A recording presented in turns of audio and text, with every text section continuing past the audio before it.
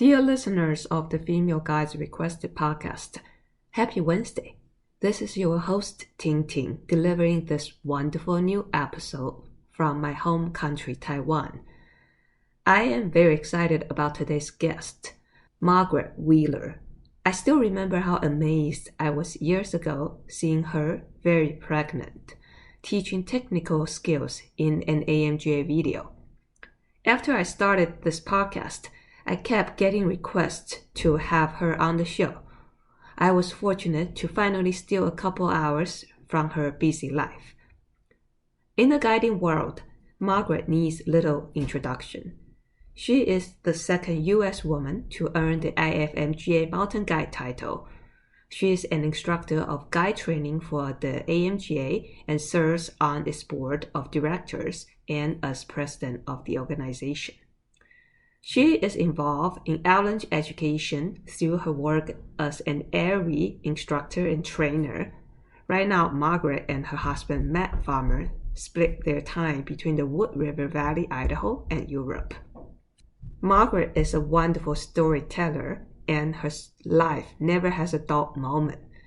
She started chasing her brothers around the ski slopes of New England, which led to a stink ski bombing in Chamonix, France, right after college.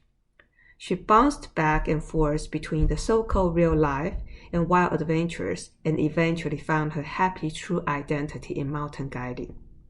She also shared so much wisdom and philosophy about guiding from years of experience and her analytical approach to problem solving. She provided a viewpoint on guiding as a career, her expectations toward guide education, and how the guiding community can help each other navigate through various challenges. Margaret talked specifically about how to make guiding a sustainable career and how to balance that with having a family. Time flew by quickly and I didn't even get to ask all my questions. I hope I will soon have a chance to do another follow-up interview with her. Listeners, please enjoy this fantastic episode and let me know what other questions you might want to ask Margaret next time.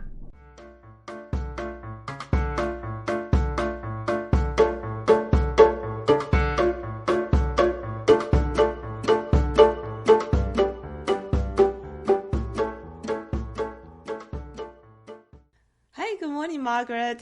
Thank you for coming to the show. Hi, thank you for having me. I'm pretty excited. That's great because I got a lot of requests for you. Yeah. A lot of people want you to be on this show, and I'm a No little bit way. nervous myself because you are such a big name. What? No. Oh, well, I'm honored. I really am. I'm super psyched. So thank you. Great. So I actually did a little studying. I read a bunch of articles online and trying to understand a little bit. I think you have a lot of great stories, and I have a bunch of questions. Awesome. Awesome. So I know that I can say that, oh, people just go online to read the story, but I think it's some story it would be very nice to for you to like say it and your Awesome. Yeah. voice a little bit. Yeah. That sounds great. So, mhm. So I would like to start as how did you get into outdoor? Mm. Ooh, I love these questions. And the reason I like them is I love a question like that because it causes me to reflect more. And I have to say, it's not the same answer each time Okay. that I think about some of this stuff and sort of digging into the roots of who we are and where we came from. It's very fascinating to me right now. So how I got into the outdoors starts like when I was a kid, like little, and it was my mom and myself and my two brothers. My parents got divorced when I was three, so we were 3, 5, and 8. And it's funny, this morning, for whatever reason, I woke up thinking about the fact that she took 3 of us camping in Vermont in the summer times, willingly for like 2 weeks. And I understood why she did it. We went up to a place where she had community and she had friends, and we could roam free. And so she could also have some time off of parenting. And now that I am a parent, that really I get that big time, right? And so how I got into the outdoors, the short answer is my mom, because she would take us into those places. We learned to ski in that same area in Vermont when we were growing up. And I think it started when my older brother, they started at like 3, and that was too early. So I'm the youngest. So I started at 5, right?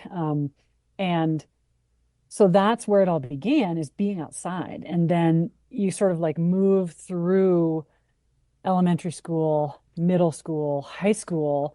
And for anyone who's listening, one of the amazing things about New England is that a lot of the outdoors are very accessible once you're outside of the sort of more densely populated places in a way that's different than in the West. And right now I live somewhere intentionally where the outdoors is very close by, but that's a huge privilege to be able to do that, because even in a lot of places you have to move through suburbs and a lot of time and space to get there. So we lived in a house that was backed up against the forest in a, development neighborhood in New Hampshire. And my mom had a giant bell that she rang when it was dinner time, and that's how we came back to the house. Like literally, no lie. Like so, and I have 2 older brothers, and none of us are particularly mellow, right? And so he's like, I'm sure from her perspective, she's like, either the house can be shaking from the children wrestling, or they can go outside.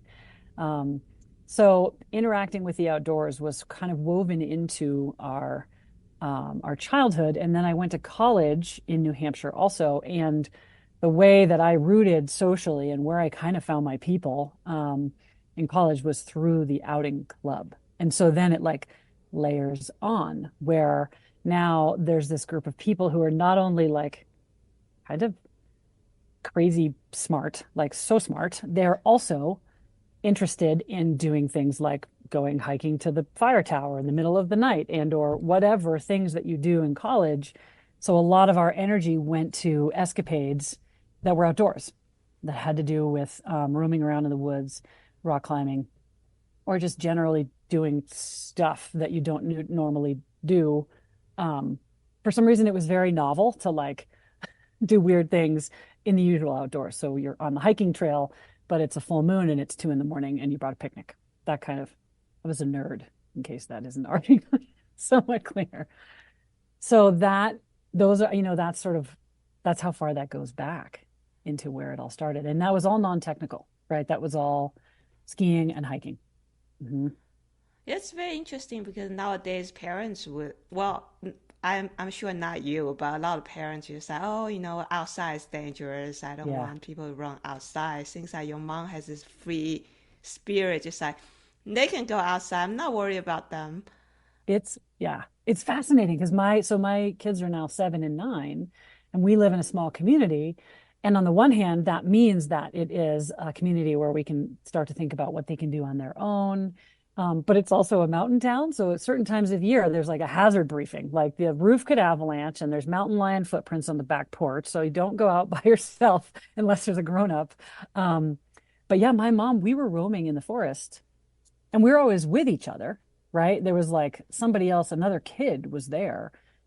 But there was a lot of supervised time, and I have some pretty powerful tactile memories of like how the forest smells, and like I guess that's olfactory, but like what your feet sound like on the pine needles. So I think we spent a fair amount of time doing that, roaming around, making forts, that kind of thing. Nice. And I Yeah. think that maybe that instill in the feeling that for you is outdoors more of this playground. It's not something that you should be afraid of. Yeah. That Yeah. probably will help with your later career path. Totally. Well, and to this day, it's how I self-regulate for sure. Oh yeah, And absolutely. then, so you mentioned you start skiing when at a very young age. In the article I read that you also participate in some ski race thing in when you were a kid. Was it? Yes, Yeah. it was. And it's so funny because now my kids are of the same age. So there was a ski racing program. We lived in southern New Hampshire, and my mom drove 3 kids for 3 hours north to kind of central northern Vermont every weekend. And her community was there. We had our crew there. And again, we would just like roam free on the ski area. But they had a ski team. And so I did the ski racing team. And um, that is such a good idea, I think, with kids because that's where you learn how to ski, right? Like we still joke about skiing like an East Coast racer.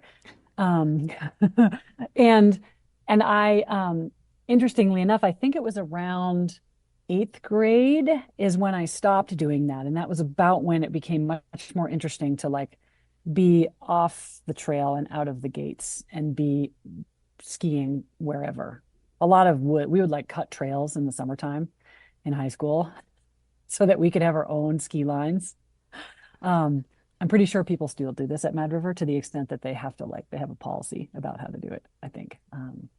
So I learned ski racing and then everybody got pretty serious. And right about then, I was ready to go stop bashing gates, as I called it at the time, mostly to follow my brothers around the mountain, I think.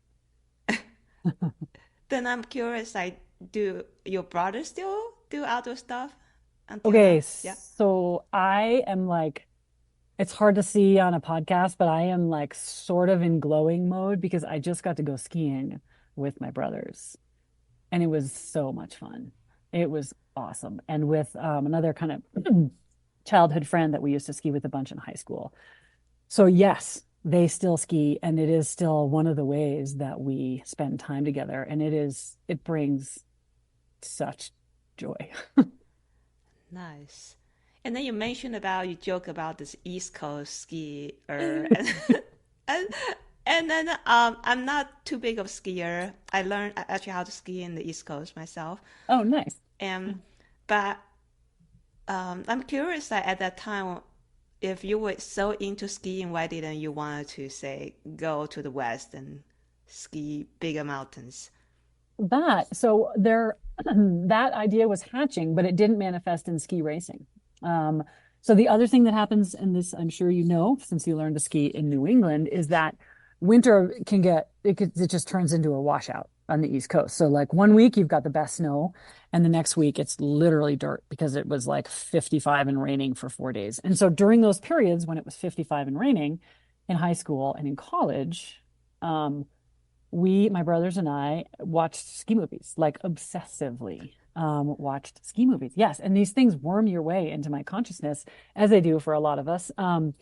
And so that drove to this like long standing desire to go be a ski bum. And it took until after college to do that.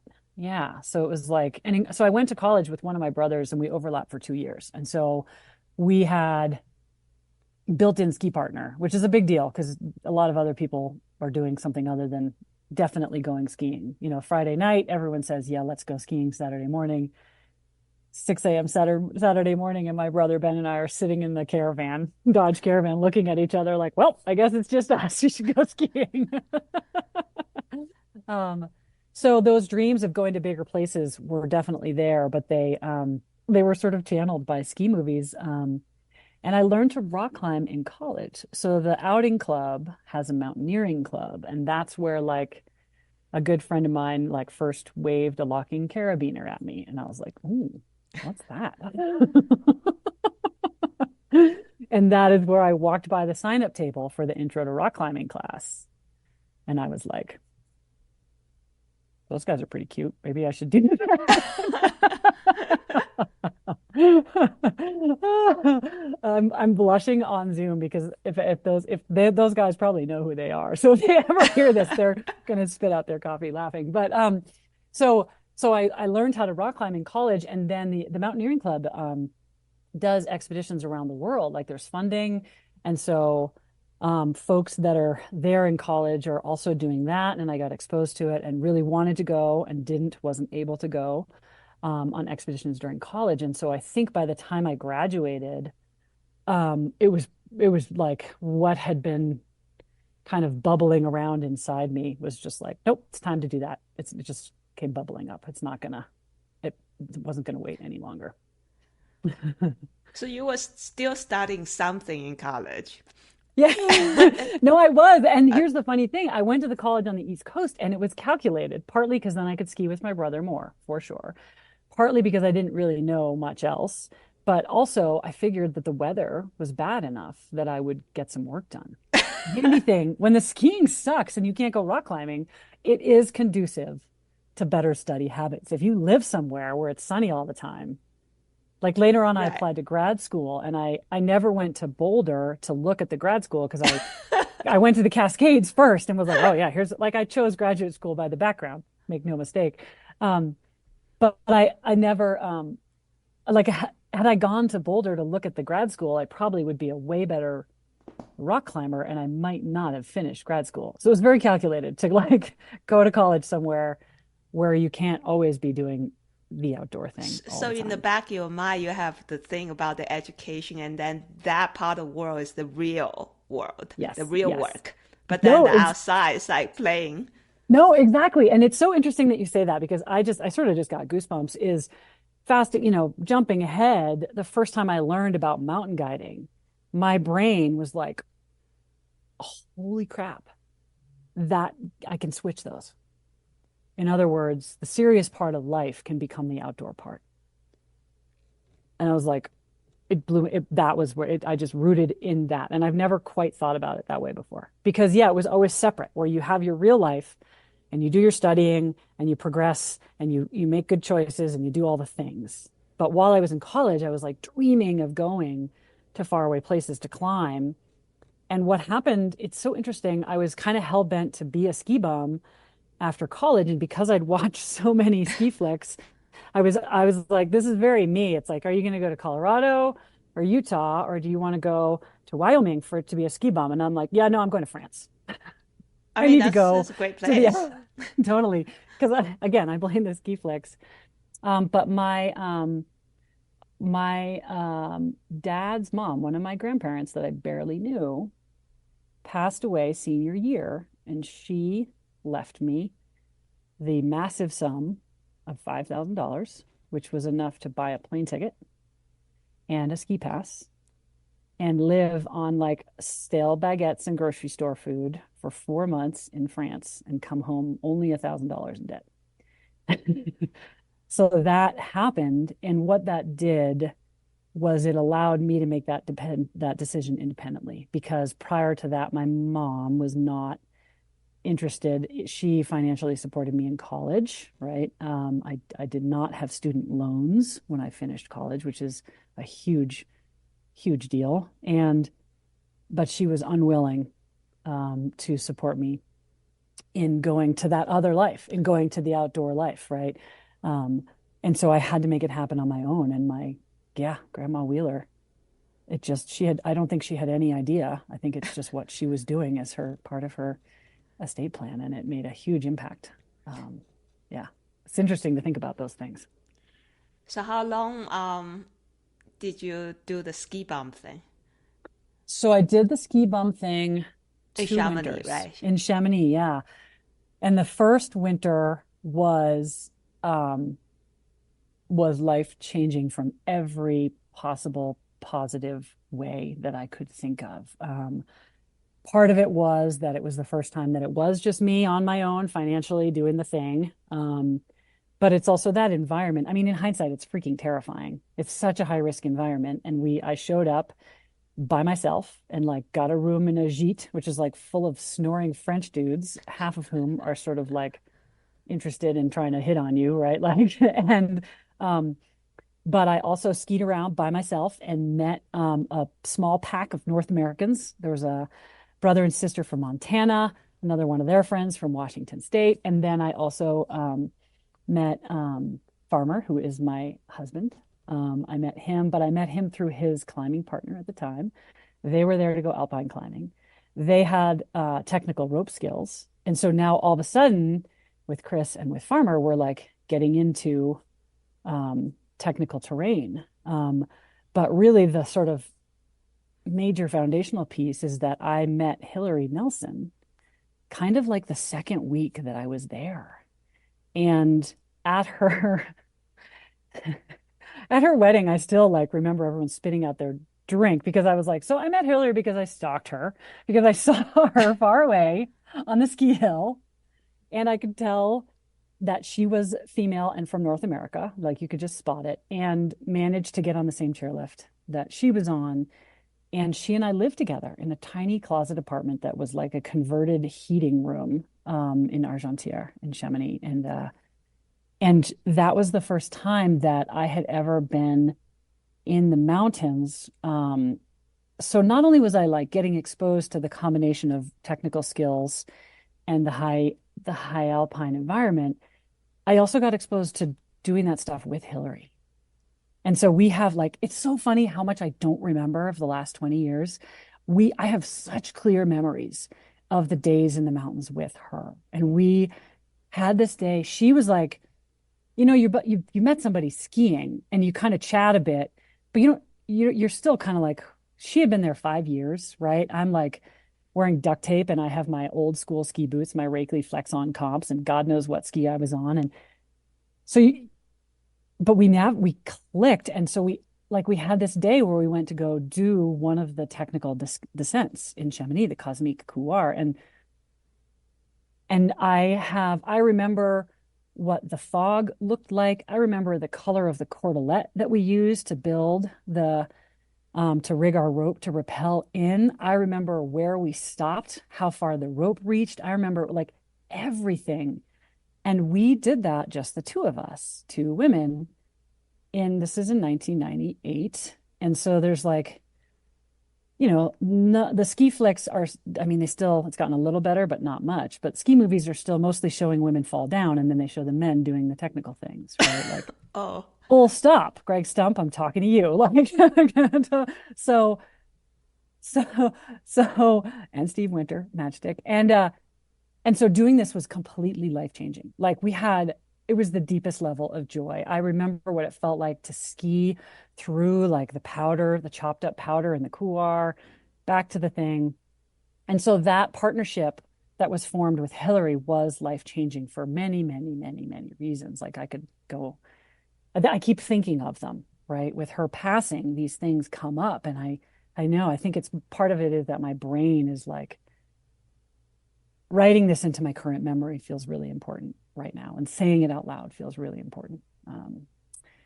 So that was completely like, that was foundational. And we did that over and over again.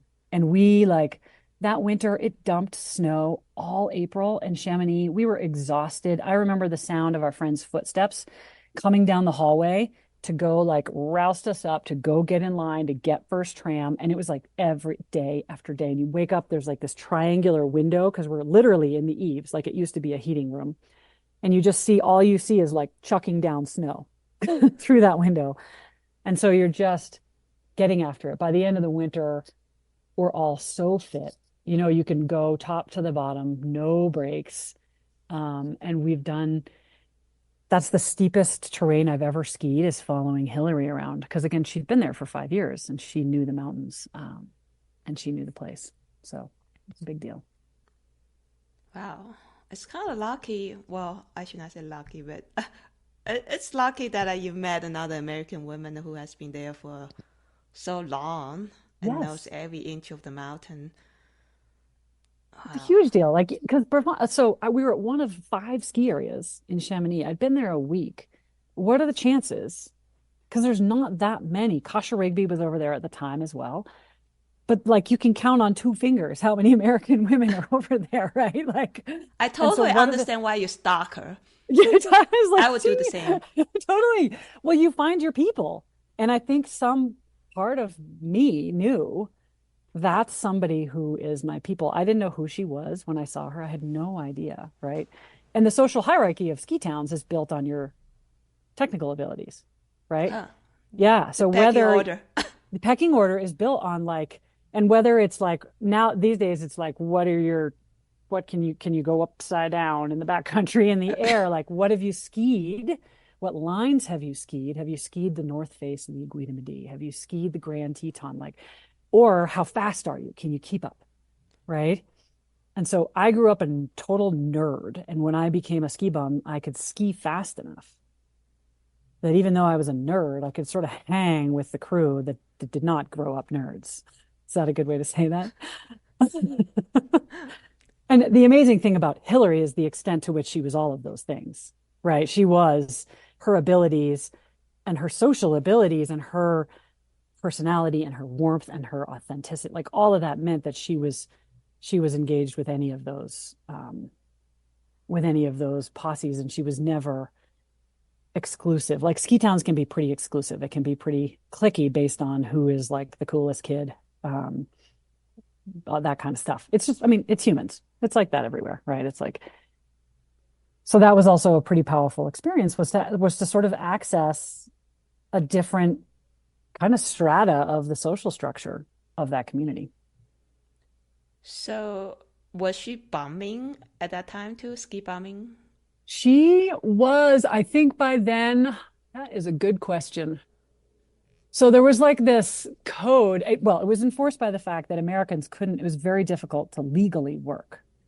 So you Right. could work under the table, right? And still is, right? It's like, but you couldn't get a job working in a restaurant like you could if you were ski bumming in the US. So most people worked the rest of the year to get their ski pass. Like our rent was $200 a month. Stop and think about that for a hot second, right? Like, but Hillary also, like, I would run into her sometimes and she'd be doing a photo shoot. And depending on who it was for, she was either like completely sheepish or like just her normal self. So she had stuff going on there, but no, none of us, we didn't have jobs. There was nothing. What we did is we like skied and then we ate, and we didn't party that much because we didn't have any money. Like, I think I went into a bar that first winter like 3 times. Um, um, and so your total focus is the mountains every single day for 4 months. It's pretty wild. Right. And then you mentioned that you did it for 2 years. Yeah. Then, So then I had figured out a spring job and a summer job. Um, so I came back and worked the spring job, and then I actually applied to graduate school while I worked. So I had an in engineering Washington. internship. Yeah, in Washington. Yeah. And so then I did that and then went back. And um, the other thing that happened between the first and second winter is Chris, who was the climbing partner of my husband, uh, a farmer. He was killed at the June after our first winter together. He was guiding on Denali on the West Buttress, and he unclipped to help a guest and was literally blown off the mountain. Yeah. And this was my first experience of loss, like ever. Um, and that that was in June following the year after that first winter. So came home. It must have been they stopped spinning the lifts like the first week of May, depending on the year. Um, but I was at the working at one of my jobs in New Hampshire in the mountains, and farmer called me and told me what had happened, and um, we all gathered in Washington State for Chris's memorial, and that event was to this day again, like these things happen in our lives, and they are they are they sort of shake the fabric of who we are. They shake, like the earth trembles. Our personal worlds are forever changed. And that was the first time that had ever happened for me. And it's so interesting thinking back I had no, I was hell bent to go back to Chamonix a second winter. And so there was no connection between the fact that I had lost a friend in the mountains and what we had been up to. It's very interesting. And you have to understand, Chris was such a talented young guide. So much so that may, I mean, who knows? I hate to sort of, but it like from 40,000 feet, it may have contributed to the fact that he was so talented as a guide, but he was still so young that the more senior guides he was working with weren't looking out for him as much as they could have been because they were sort of tricked by his skill. It's possible. I've always wondered that. I've never asked him. Um, So I was determined to go back a second winter. Those are two totally different channels in my brain. They were not different channels in my mom's brain. So now I have two little girls, and there was a lot of complexity with my relationship with my mom growing up, but within that complexity, I have increasingly deep empathy for what she was facing, which is essentially having to let me go off as an adult into things that she was terrified. And so I went back again. I'd saved up enough money. I went back for a second winter, and the second winter was totally different than the first winter. And that was because of like physical reasons. So the avalanche danger, that's the winter that there was 11 people were killed sleeping in their beds in Montroc, the tiny village above Argentière in the Chamonix Valley. The avalanche danger was through the roof. They were arresting anyone who skied off-piste. And if you haven't skied in Europe, the piste is literally the groomer. So if you skied off-piste anywhere, you would get arrested. And generally, the policy is completely wide open. You ski off-piste, it's your responsibility, right? And this time it was like, no, we're gonna jail you and fine you. It was so dangerous. 36 people, I think, were killed by mid-February. Locals were killed in terrain that had never. So it was just this winter of like kind of a smackdown. Like the avalanche conditions were such, they were so far from what they usually are, that just again and again and again, terrible things were happening because behaviorally people weren't accustomed to that, right? It's like, and that's the winter that the tunnel that runs from Chamonix to Courmayeur, the Mont Blanc tunnel, caught fire and burned. Oh, And melted. And the people who built the tunnel, I don't know if this is like a whole other, the escape runs of that tunnel, they didn't build them. So a whole bunch of people died terrible deaths that were not, yeah, bad, bad, bad. So there's black smoke belching into the Chamonix Valley from the burned tunnel. And there's just like death, destruction, and horror coming out of the news. And I got the letter that I got into grad school about halfway through the winter. And I was like, right, I think the universe is trying to tell me something. like go back to the real world. Go back to the real world. Yes. Like you've done your thing. And because I also saw, and you'll see if any ski town, there are folks who have like the living the dream narrative around devoting your life to skiing has a dark side. It has a very dark side. And that dark side has to do with mental health and alcohol and addiction. There's a whole bunch of people who are living that dream, but they're not actually doing so healthily. So you see that. And I was, my like calculating brain was like, well, that doesn't look that sweet. So I probably shouldn't keep doing this forever. Right. And then, But sorry, hit a pause here. yeah. Um, I saw from the article that you were also thinking about potentially be a pro skier. Is that the Yes. same time frame? Oh, it was. And so I went back and let me think about what happened. So the roots of it actually occurred the first winter. And what happened is it's called the Boss des Bosses, the Boss of the Bumps. And it's an end of the season-ish, big, like multiple different events and huge party in Chamonix. And so when I was living with Hillary, they had that, and you do it kind of as a team. So you can join with a team. You do it together, and then you do all the different races, and you get your team score. And I'll never forget, I did a skier cross, and Hillary loaned me this like gold ski helmet because I didn't have a ski helmet. And I had this like purple velour t-shirt or long sleeve shirt that I wore on the outside because you're supposed to be in costume. And I actually won the skier cross because the woman who was a much better skier cross racer than me fell at the end. And so I won the skier cross. And then I had to compete in the bumps. And another one of our team members said I look like a praying mantis because I'm like doing East Coast hop turns and my legs are like extend, retract, extend, retract, extend, retract. But that kind of like sparked the idea of becoming a pro skier. And so when I went back the second winter, I put some intention to it. And what that means is that I went to the ISBO, the big trade show, right? That's the OR of Europe, and talked to MIE, and they gave me a red and black jacket and some red and black pants. And I talked to Dynastar, and they gave me some, or they said they would give me some demo bindings for a ski comp in Teen.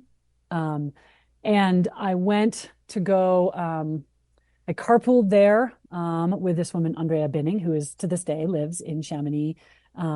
And she's a ripping skier. She and I were totally in competition. I think there was like four of us total, and Andrea was crushing it.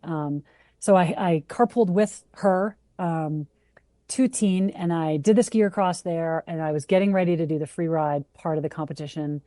I think I had done one other, like what we call big mountain or free ride before that. But in this case, Dina Star gave me skis, but they were with demo bindings. And while I was warming up, they kept releasing, even though I was adjusting them. Oh, yeah. And the way this comp worked is that you couldn't like you can't ski the terrain beforehand. You preview it. Then you On-site boot. thing. Yeah, yeah, right, right. You can't exactly. So you boot up the back to this call and ski down the front. And I was not having it. I was like, this is a terrible idea. My skis are going to come off the first turn. And so I still remember the feeling, like the shame, but I left. I bailed.